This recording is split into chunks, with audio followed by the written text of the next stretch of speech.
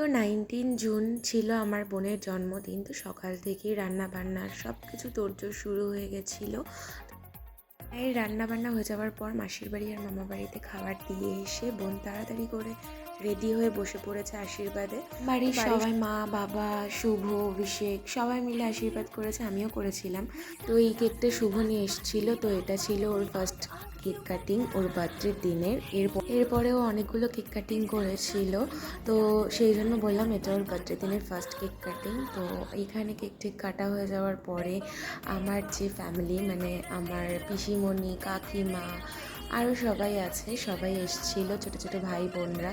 আর সেদিনটা না ভীষণ মজা করেছিলাম মানে সবাই মিলে, কারণ যে কোনো অকেশন পারপাসেই সবার সাথে দেখা হয়, রোজ রোজ তো দেখা হয় না।